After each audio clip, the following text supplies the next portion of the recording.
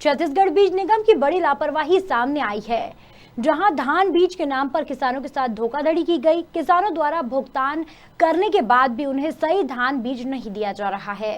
कांकेर जिले के अन्नदाता किसान छत्तीसगढ़ राज्य बीज निगम के कर्मचारियों के लापरवाही रवैये की वजह से मुसीबत के घेरे में नजर आ रही है। मामला अंतागढ़ क्षेत्र का है, जहां छत्तीसगढ़ राज्य बीज निगम द्वारा किसानों को दिए जाने वाले धान के बीज में काफी गड़बड़ी होने की शिकायत आ रही है। धान की बोरियों में लिखे बीज के नाम के विपरीत धान का बीज कुछ और निकल रहा है। बता दें, अंतागढ़ लैंप्स से किसानों को जो धान के बीज दिए गए थे, उनकी बोरियों में MTU 101 लिखा है, जो कि देर से एवं समय से तैयार होने वाली अच्छी फसल का बीज माना जाता है। किंतु धान के बीज की बोरियों के अंदर हरुना और जल्द तैयार होने वाला धान का बीज निकलने की वजह से फसल करीब 1 माह पहले ही पककर तैयार हो गई है। अब जबकि खेतों में पानी अभी सूखा नहीं है, ऐसी स्थिति में किसानों के सामने दुविधा आ गई है कि वह क्या करें। धान की कटाई पानी से भरे खेत में नहीं कर सकते, और धान की कटाई यदि नहीं करेंगे तो पके हुए धान की बालियों से झड़ने लगेंगी। जिन किसानों ने किसान क्रेडिट कार्ड के माध्यम से लैंप्स अंतागढ़ से खाद व बीज लिया था, उनके लिए अब कर्ज को चुकाना मुश्किल होता नजर आ रहा है। देश का अन्नदाता किसान हमेशा से उपेक्षित रहा है, उपेक्षा का शिकार होता रहा है। हम आज बात कर रहे हैं कांकेर जिले के अंतागढ़ की, जहां किसानों ने सरकारी बीज लिया था। वो कितने परेशान हैं। महीना चल रहा है अक्टूबर का। अक्टूबर में बारिश होते रहती है, खेतों में लगभग पानी भरा होता है, किंतु जो किसानों को सरकारी धान के बीज दिए गए हैं, उसका जो हाल आपको हम दिखाएंगे, वो अभी से पककर तैयार हो चुके हैं समय से पहले। अब धान के जो खेत है, खेत में पानी भरा हुआ है, किसान अगर उसको काटने जाएं तो धान को रखेंगे कहाँ, परेशानी है। हम इसी खेत के बगल में जो सरकारी धान के जो बीज लगाए गए थे, उसकी फसल तैयार हो चुकी है, पक गई है, वो हम आपको दिखाते हैं। अब ये देखिए धान की वो फसल जो लैंप्स मतलब सोसाइटी से सरकार द्वारा इन किसानों को दिया गया है। नाम है बीज का MTU 1001।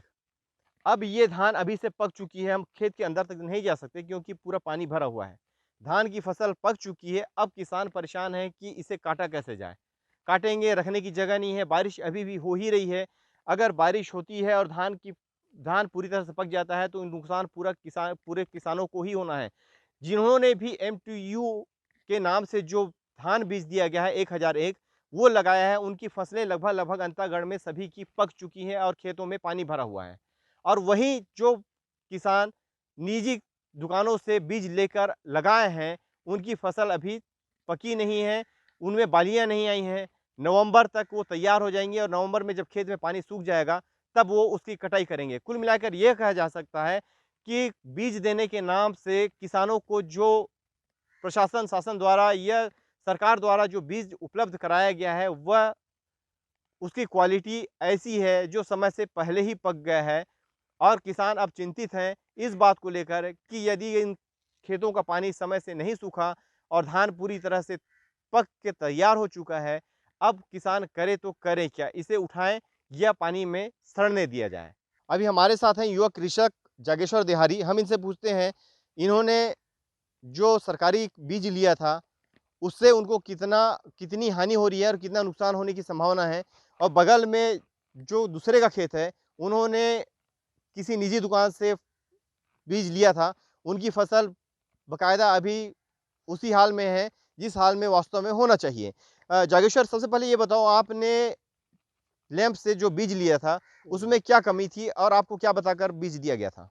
हमको लैंप से जो धान खरीदे थे उसमें MTU 1001, जो कि उसको हम लोग क्षेत्रीय बोली में माई धान बोलते हैं, और वो समय से बेसमय पक कर तैयार हो गया और खेत में पानी की वजह से खराब होने की उम्मीद है, और ख़राब हो जाएगा, जिससे हम वहाँ का धान बीज खाद खत्तू का पैसा कहाँ से वो कर पाएंगे। आपने लैंप से किसान क्रेडिट कार्ड के जरिए इस बीज को खरीदा था? जी। तो किस दर से आपने बीज खरीदा था? वो बिल में है सर। बिल में है। जी। उसका आपको पैसा तो पटाना ही पड़ेगा लैंप्स पैसा में। पटाना ही पड़ेगा। तो अच्छा, आप अगर धान की फसल पूरी बर्बाद होती है तो पैसा आप कहाँ से पटाएंगे? अब वही तो कहाँ से पटाएंगे सर। इन्होंने किसान क्रेडिट कार्ड से लैंप्स द्वारा धान बीज खरीदा था, खाद भी वहीं से खरीदा था, सब कुछ सरकार का दिया हुआ है, बावजूद धान समय से पहले पक गई है, जिसकी वजह से इनको नुकसान होने की पूरी पूरी संभावना है। अब यदि धान की फसल पूरी तरह से नुकसान होती है तो ये वो जो क्रेडिट कार्ड के जरिए लोन लिए थे लैंप्स से, सोसाइटी से, सरकार के द्वारा दिए जाने वाले लोन से, उसकी भरपाई वो कहाँ से कर पाएंगे? नुकसान होने सर ये बताएंगे, अभी जो किसानों को धान दिया जा रहा है MTU 1001, बोरी में वही लिखा है, किंतु धान की जो क्वालिटी है उसको देखकर लोग किसानों द्वारा ये कहा जा रहा है कि धान समय से पहले करीब करीब महीने भर पहले से पककर फसल तैयार हो गई है और खेत में भी पानी भरा हुआ है, किसानों को काफी नुकसान हो रहा है। इस बारे में आपका क्या कहना है? सर इसके लिए मैं खुद भी गया था। वाकई में वो जो लाट दिया गया है 1000, उसका बोरी में लिखा है 1001 MTU 1001, वो नहीं है। इसके लिए मैं लेम्स वाले को, चूँकि ये लेम्स के माध्यम से वितरण हुआ था, और लेम्स वाले को मैं लेम्स प्रबंधक को बोल दिया हूँ कि वो एक लेटर जारी करे बीज निगम से संबंधित संस्था के पास, कौन सा लाट में कौन से चालान से वो बीज आया था, और उसका प्रतिलिपि डिप्टी डायरेक्टर और SDO अंतागढ़ को दे, ताकि हम उसका टीम बना के जांच करें और किसान का उसका भरपाई। तो इसके लिए जिम्मेदार हम किसको माने हैं सर? ये इसके लिए जिम्मेदार बीज निगम है, जहाँ से बीज आया था, बीज निगम उसका जिम्मेदार है।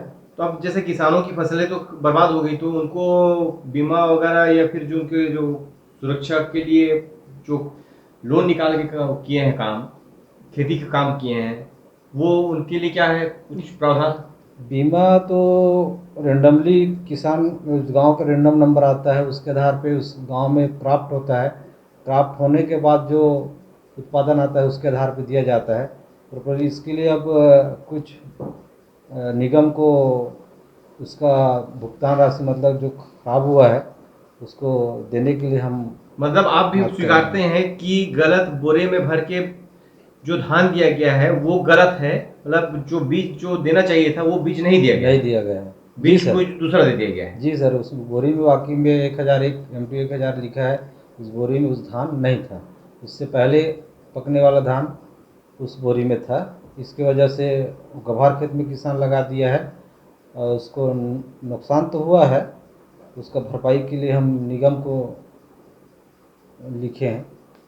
Okay, thank you. लेम्स वाले को, चूँकि ये लेम्स के माध्यम से वितरण हुआ था, और लेम्स वाले को मैं लेम्स प्रबंधक को बोल दिया हूँ कि वो एक लेटर जारी करे बीज निगम से संबंधित संस्था के पास, कौन सा लाट में कौन से चालान से वो बीज आया था, और उसका प्रतिलिपि डिप्टी डायरेक्टर और SDO अंतागढ़ को दे, ताकि हम उसका टीम बना के जांच करें और किसान का उसका भरपाई।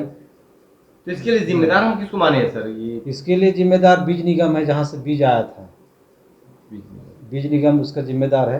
तो अब जैसे किसानों की फसलें तो बर्बाद हो गई, तो उनको बीमा वगैरह या फिर जो उनके जो सुरक्षा के लिए जो लोन निकाल के किए हैं काम, खेती के काम किए हैं, वो उनके लिए क्या है कुछ प्रावधान?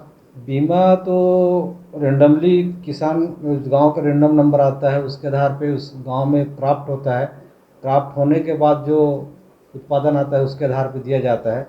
और इसके लिए अब कुछ निगम को उसका भुगतान राशि, मतलब जो खराब हुआ है उसको देने के लिए हम, मतलब आप भी बात स्वीकारते हैं कि गलत बोरे में भर के जो धान दिया गया है वो गलत है, मतलब जो बीज जो देना चाहिए था वो बीज नहीं दिया गया, नहीं दिया गया है। जी बीज सर, कोई दूसरा दे दिया गया है। जी सर, उस बोरी में वाकई में 1001 MTU 1000 लिखा है, उस बोरी में उस धान नहीं था।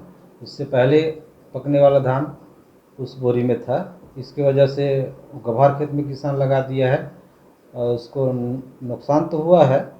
उसका भरपाई के लिए हम निगम को लिखे हैं। Okay, thank you. बता दें, अंतागढ़ लैंप्स में धान के बीज कांकेर बीज निगम द्वारा भेजा जाता है। अब सवाल यह उठता है कि धान के बीज में जो गड़बड़ी हुई है वह राज्य बीज निगम द्वारा की गई है या कांकेर बीज निगम द्वारा। गड़बड़ी चाहे किसी की भी हो, लेकिन उसका खामियाजा अब किसान भुगतने को मजबूर है। अंतागढ़ से जावेद खान की रिपोर्ट।